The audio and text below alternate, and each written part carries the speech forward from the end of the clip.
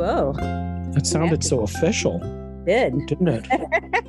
All right. Well, what do you have on your head? Is that a Mario mushroom? It looks like a mushroom. It is. It was part of Toddstock. It was part of a special performance that kind of blew everybody away. It was pretty funny. Todd and I were brought up to the edge of the tent. So there was kind of a big space of lawn in between the massive tent and the massive stage. And sometimes the performances took place on the lawn. So we were seated with these and given these for a very special performance. Oh, well, that's wonderful. Have you talked to anybody that was at Toddstock? Oh, absolutely. Yeah. In fact, my original plan was to record some stuff and maybe post something the week of the event. But you know what? This is a compliment to you in that people were having such a good time that we chatted, and it felt like so personal that I didn't want it to turn it into some kind of, piece for a podcast or whatever. So I just wanted people to enjoy themselves. But yeah, Jim Snyder called me, my friend Susie, of course, Don Slovan talked to me. So yeah, I had a few people reach out to me both during and after Toddstock, and you know what, they had universal praise for you. And I think it was one of those situations where we kind of discussed before when we were doing these initial episodes that there was a real respect and appreciation for how much work went into this one because there was a lot to put into it. So yeah, here's to you. Here's my round of applause to you. And I did get my friend Susie sent me a picture of you hugging my picture, which was really nice. Oh yeah, you and Todd. So that was very sweet. No, I am glad everybody had a really good time. And also, once everybody got there, they just pitched in like crazy to help in every aspect. And then I even got teary on the day after Toddstock was over, a platoon of cars. I don't know how many people are in a platoon, but there must have been over 50 people that showed up to help us tear down. And it was pretty amazing. It was almost like that Coke commercial, where you start seeing a few people coming up there. I like to teach the world to sing. And then they just kept coming and coming. And it was a pretty cool teardown. Well, I've done an event with a few hundred people, but it was just a one-day thing.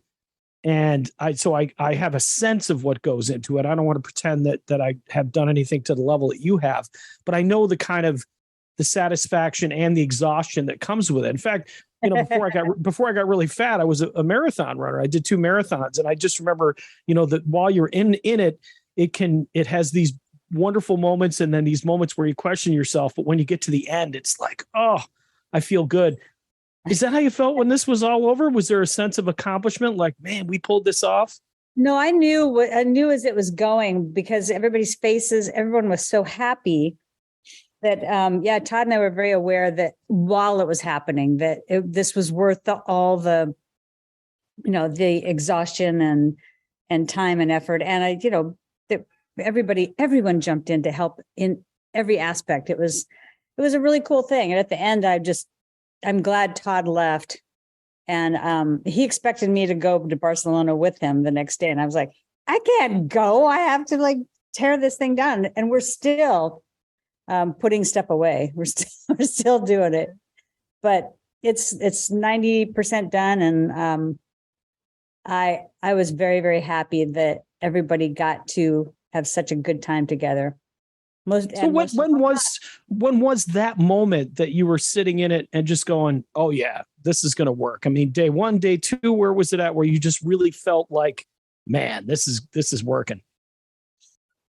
I was so tired the whole time that I don't think I ever realized. I just know that Todd was so happy just the first night. First night, he was, yeah, this is good. Yeah, this is good. And, and we had lots of trials and tribulations. There were a group of guys that came out when it was discovered that the tent we were putting up the day before didn't have the correct parts shipped to us. And the whole thing could have just gone horribly wrong. But there were probably 15, 20 men that showed up that worked for 12 hours a day for 2 days in a row to get that tent up and rigged the way it should be. And man, I should have taken names. I mean, everybody knows who they are. They worked so hard to help. And, they probably had activities to do, and, they skipped meals to get it all done until dark. It was phenomenal. And watching those guys work so hard to make Toddstock happen, I could cry now. Well, I don't, I'm trying to figure a diplomatic way of posing this question. So maybe I'll just pose it non-diplomatically. I mean, Todd seems like he could be a very hard guy to please at times. So the fact that he was, I mean, I saw the video, especially at the end, you could really tell that he was in a comfort zone and just basically said, "Hey man, you guys didn't trash the place. We got to do this again." So there must have been some satisfaction and some validation in that, Todd said, "Hey, Michele, good job." Did he say just, "Hey, Michele, good job" yet? No. But I know he's super happy. I know, I could just tell just when he was on stage and off stage, and yeah. Yeah, I mean, that's kind of what I was getting at. I mean, I mean, there are people that, they don't always outwardly say, "Oh, thank you," and all that kind of stuff. But you get that sense of that they're at a place where they're just really content and they really appreciate what has been done. And that last speech, which I only saw a video of, I was looking and going, man, this is a guy who really loved this event. He really did. He did. Yeah, he really did. But I'm not doing it again. You say that today. Well, there is, what is it? Is it Kathy Lee Brandstetter that's talking about doing one in 2 years, and she's been posting some stuff, but I mean, 2 years is a ways away. But what kind of conversation did you have as far as that, or are you just going to kick that can down the road? Well, I know that Todd wouldn't commit right away. He's just like, "No way, it just ended. I can't even think about another one." And same goes for me, knowing how much work it took.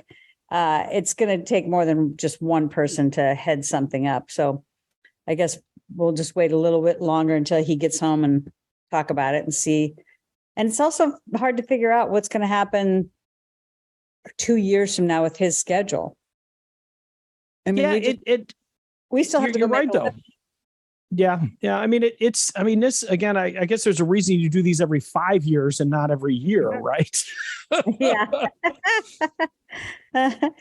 But I think as soon as we know what his schedule is going to be, then it could be a possibility of doing something. But definitely it should be somewhere that's like we have had places where we went, so like Navarro, for instance, where the place, took care of all the meals. The meals was a pretty big thing.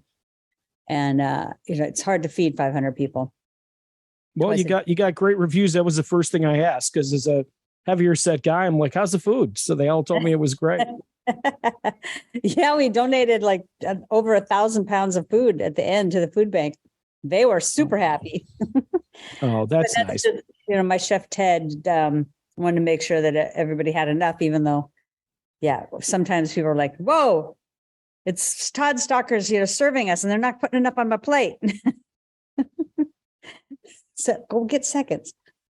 So in terms of, it sounds like in terms of the fans and everybody that was there, they definitely respected everybody's space. I know there was a lot of people that were very emotional in having an opportunity to tour the house. And that was one of just the real, I mean, obviously the Todd concert and the Intoxicats concerts were real highlights, as were the fan bands, which they did a great job as well from what I've seen. Yeah, but so many people were just like, "Man, that house tour," they're like posting stuff like, "I can't believe I'm standing in their house. This is so amazing." So that must have been pretty special. Now, you guys can't repeat this to Todd, but I'll tell a little story out of school.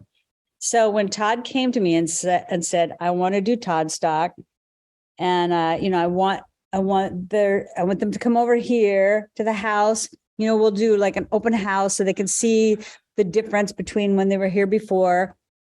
And so he's upstairs in his room rehearsing with the band. So once we start having people come through the house, and Todd's like, "What are you doing? What are you doing?" He motions me up. He goes, you doing? You're taking them through the house. And I said, what do you think an open house is? They're going through it. Yes. Go to work. Go back to work. Yes. So he did not know that was going to happen, but he's the one who said, an open house. So that's what an open house is, dude. He was fine afterwards, but it just was a shock to him because it didn't dawn on him that open house meant you go look at the house. It's a leap of faith, isn't it? I mean, you got to admit, having people come through your house, there's always those worries, but yeah, everybody, the post that I saw on that was where I think the most people been waiting to use this word verklempt, they're like, oh my God, here I am, it's pretty amazing. Well, it is pretty, I think I wanted, and he did too, wanted everybody to see, especially walking up to the house and having the doors open and, seeing that as it looks small in my little picture, but just to see what we see every day, it's hard. It's so hard to be sad or unhappy about anything when you live here. It's just too beautiful to let yourself get too far down. Yeah, and there's those like those iconic stones where there's the promo picture of Todd holding the guitar over his shoulder. A lot of people took pictures there, so that was really nice too. Yeah, we only had 5 people fall in the stream and one set of keys and one person fall in the pond. But yeah, and you did a live from Daryl's house from there too. So it's and you did all those pandemic shows from the house as well. So it's like it's kind of a place where people are to some degree familiar with. But I can only imagine. I drove down Mink Hollow Road and the house was already demolished at that point, and I still was like, here I am on Mink Hollow Road. So I imagine that experience of going through your house must have been really amazing for the fans. Yeah, they only got to see half of it because this half is, guest rooms and Todd's studio, and they were working. So plus it wasn't his studio wasn't clean. So at some point, probably before he comes home, I'll go clean his studio and ask him if it's okay to do a little shot of it for everybody. It's pretty cool. His blue acrylic floor is the cool thing, like a sparkly blue bowling ball. So what was the highlight for you? Like if you look back and if you had to pick it, I assume there's more than one moment, maybe there's 2 or 3, but what were the ones where you just really felt that you were just in it and really felt just beautiful about the moment? I think there wasn't a moment. It was more the overall fan band participation. That blew us both away. Just the constant surprises of how hard they worked and how great they were. It was just the fan bands blew us away. Yeah, I saw one, either a picture or video where they had a glass guitar made out of ice. And Todd, I don't think Todd told Gene, but he goes, "Why didn't Gene throw it on the stage?" And I said, "Because there's equipment and wires and stuff."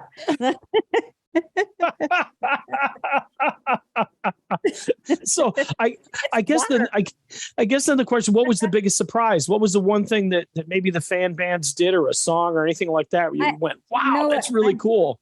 My brain is still so tired. It's too hard for me to remember the song, but when the Shallbetter brothers were singing and directing the choir, to have a whole group like that work that hard was just, that was pretty special. And then when Secret Society came out, I was actually busy. I wasn't at the stage. So I was driving up after picking something up, and I thought, wow, they got Todd to sing. And it wasn't Todd.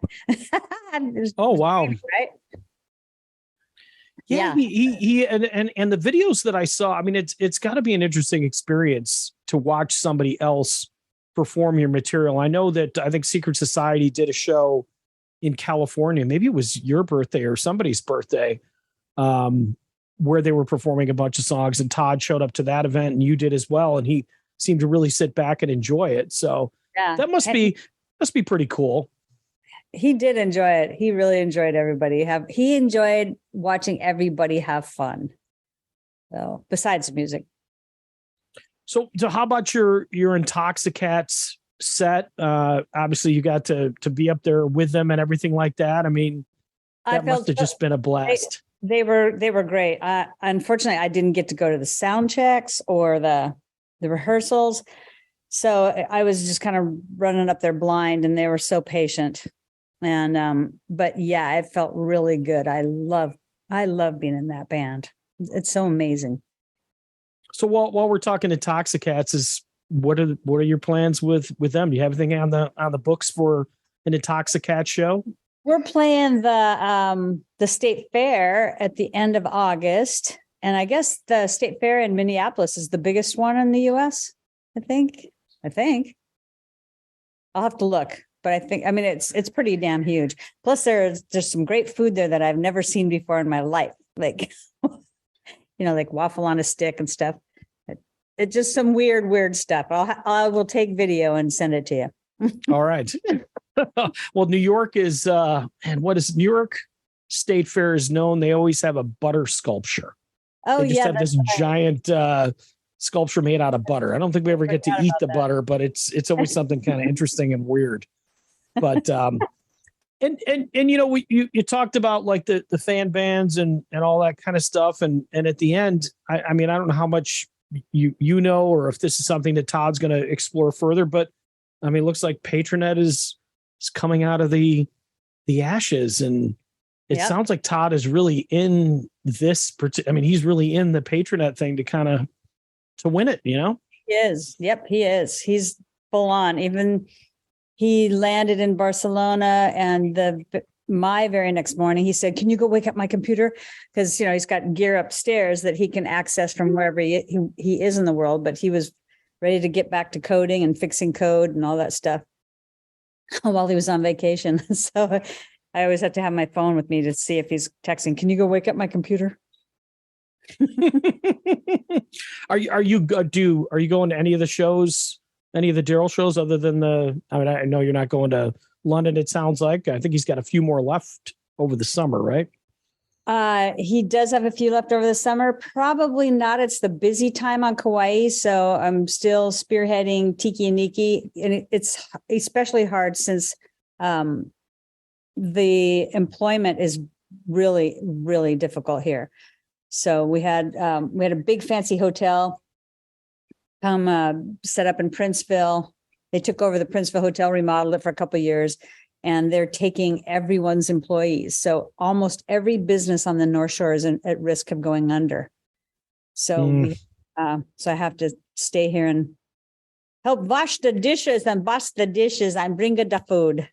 Yeah, well, I know a lot of people had a chance to get into Tiki and Niki, but your staff must have either been happy because there were so many people there, or maybe a little bit overwhelmed during the event. Yeah, they were overwhelmed. It was a little different than they were used to, but I wanted to make sure everybody could go that wanted to go. So yeah, I cleared the decks for Todd peoples. Yeah, and again, I mean, that was another kind of a highlight that people had told me about, that they were having the chance to be there and everything. So that's gotta feel really cool for you, because that's your baby. Yeah.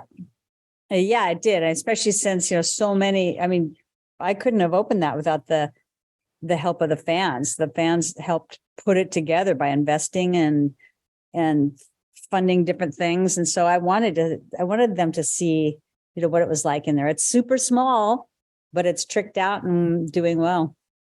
Excellent. And, I do want to mention before we talk about the Todd show, it one of the fan bands, they did do an homage to the Tubes, right? So they played, I think somebody played She's a Beauty. And then you were able to get up on stage and do Feel It, which was, eventually found its way on Nearly Human, but originally was a Tube song. So there were some parts of that, that you were able to be integrated in, maybe special moments for you, especially with your connection with the Tubes. And then Prairie was there as well. Yeah, that was, some of the most fun. I'd say touring with the Tubes and singing backup for Todd are the highlights of my life. Sorry, kids.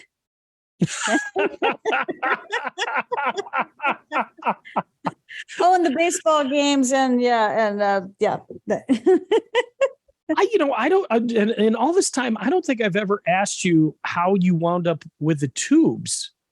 Because did you take over a Restyle's spot, or was it just a different situation? Ree was out of the band by then.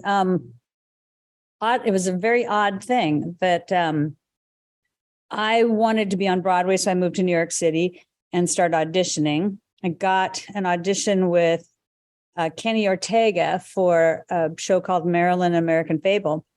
And Kenny called me in to say he had a better job for me than the Broadway show I wanted to get into. And I said, no, I worked my whole life to get on Broadway. And at the time, Ben Vereen was my mentor. And I went to Ben. I said, he's letting me make my decision, but he wants me to join this rock band. I don't even like rock music. And Ben said, look, when a director sees something in you, you can't see it, but they see it. So you should trust his judgment and take that gig. So I took the Tubes gig, was flown to LA, immediately in the studio with David Foster and Tower of Power. Earth, Wind and Fire was, playing and singing with us, and then getting on a plane and going and starting a European tour where everybody was just screaming and yelling and asking me to sign their boob. It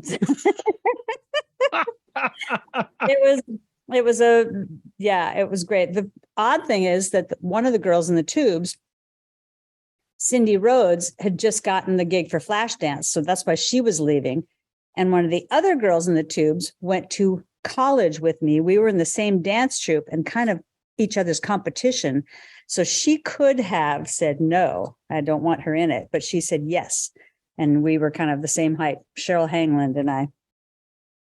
And she went on to marry one of the Romantics, Mike Skill. Oh, wow.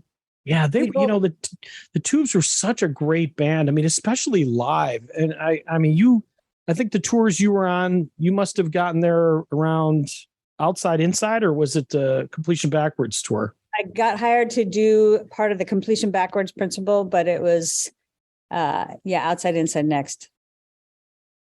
Yeah. You must have been around. I don't know if I've told you this story before, but I met all the Tubes guys and everything. It was right around the time that you and Todd became romantically involved. It was near Buffalo, New York. You played a show at Darien Lake, and there was a rainstorm and everything. And Fee always remembers it. But it was also the night that the band found out that they had lost their contract with, I think they were on Capitol at the time. Yep. It's I don't know. I've always been so disappointed in the fact that Love Bomb is one of those records that's not nearly as appreciated as it should have been. And even the Tubes, I mean, if you think about it, they had these two huge albums with Foster, and their trajectory seemed to be going well, but it just never quite caught. I mean, I know that the band is still active and everything, but it just feels like feels like that they should have done a little bit better than they did, and through no fault of their own. Well, yeah, yes, I'll say yes. I'm glad the band's back together because, it was split up for a little while when, Foster thought Fee should be solo. So it was a sad time for all of us who were going like, oh my God, no, don't break up the band. But I'm so glad they all got back together. I would kill people to just get back up on stage with those guys. I was just kidding. Sort of. Yeah. What did you do that reunion show before Vince passed? Because I think there was one show where everybody got back together, and maybe even Michael and Vince were there. I can't remember. So it's got to be at least over a decade now, because I know Vince left us quite a while ago.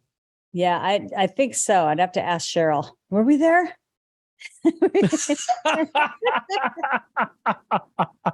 Yes, I think so. Was it in Santa Cruz? I can't remember, but my life's been so chock full. I can't remember everything. Yeah, well, I mean, that song, Feel It. I mean, it's just such a beautiful song. And I can only imagine, I know, you did it on the Clearly Human tour. And of course, you were on the Second Wind and the Nearly Human tours and all that stuff. But that's got to, I don't know, that song always gives me the tingles every time I hear it. It's just so beautiful. It is. Yeah. I close my eyes most of the time singing that one. It probably sounded weird at Toddstock because I was singing the high part, and and Kaz was singing third below me, I think. So there was missing one part in there, but oh well. So it might have sounded goofy just singing the high part. So did you know what or have an idea what the set list was going to be as far as when Todd was doing his show? Nope, I didn't. I don't know if I know the guys rehearsed some things. I remember he asked me to send the guys out an email of some of the things they'd be playing, but not the whole set. Not the whole set list.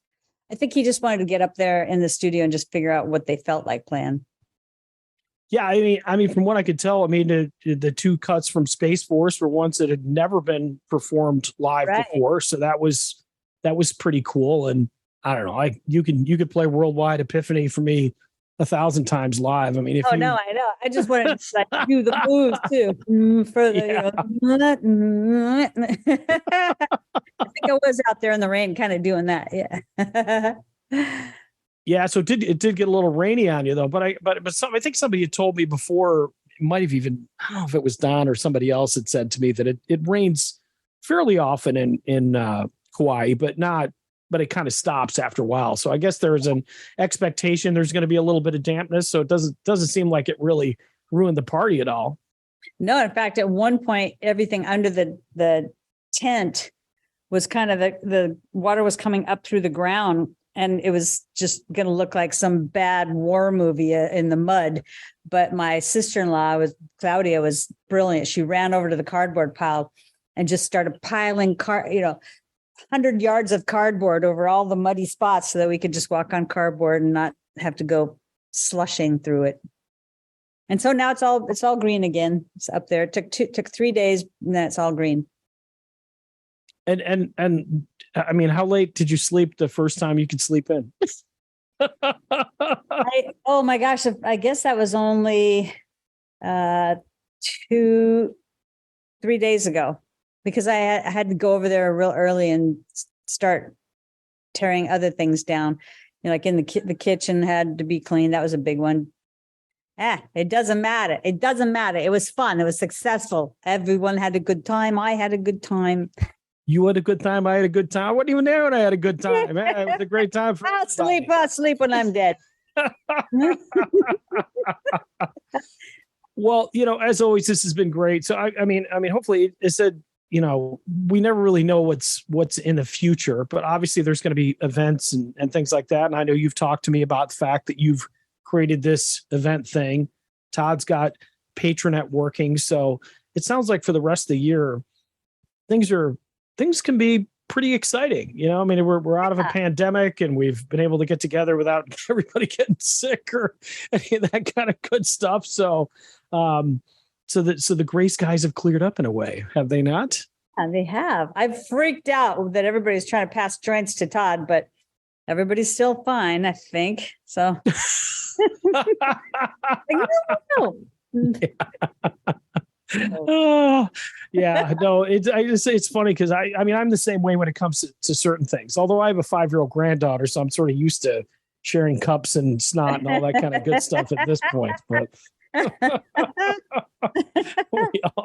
so what is mentally what's next? What's on board? Where are you thinking ahead in terms of your event business? I know you talked about the dog event and those kinds of things, but where's your mind at? The next one is the end of August on our property, the KSPCA benefit. And so in already kind of full meeting swing on those. And then I think the next much bigger thing, I'd like to plan a bit before whatever the big rock thing for Kauai is. I can't remember. Oh man.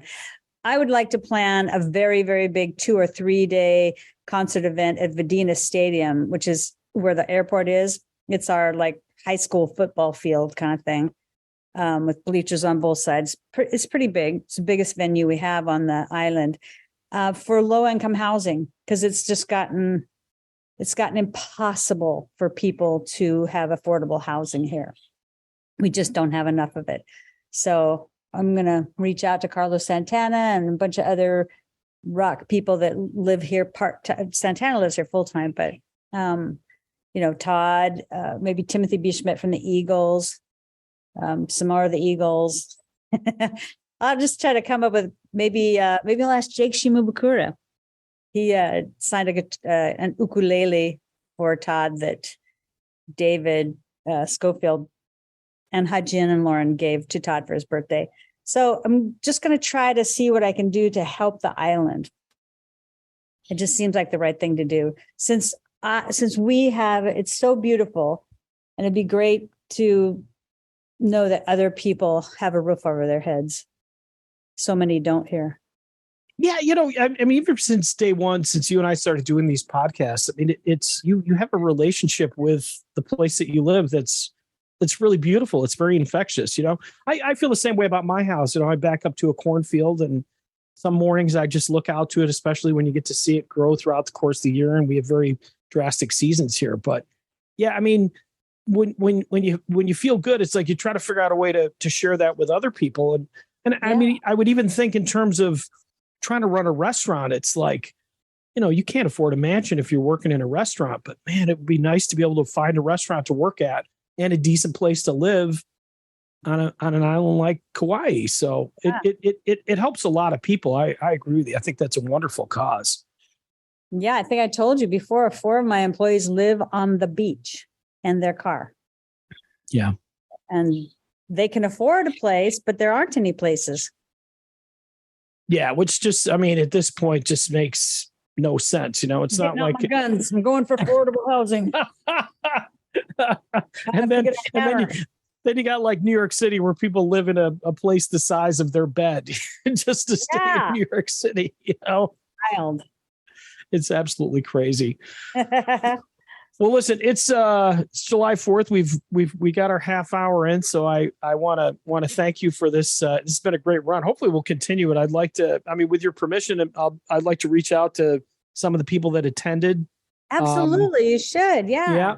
Maybe talk to people like Bruce McDaniel or Chasm if they want about their experience as well. And we'll just keep the Toddstock vibe going. It sounds like. It sounds like this is a bit of a sub community that was created out of this second one as well. And I think that was similar to what happened with Toddstock 1. There's always been that kind of core group of people that have, that went. And you know what? I say this in all sincerity. These aren't cliquey people that exclude us. They are people that just happen to be at the event, but they certainly like to share their experiences with other people and include people. So that community doesn't even necessarily have to be people that went. I mean, my face went, thanks to my friend Susie, but that was pretty funny. You were there.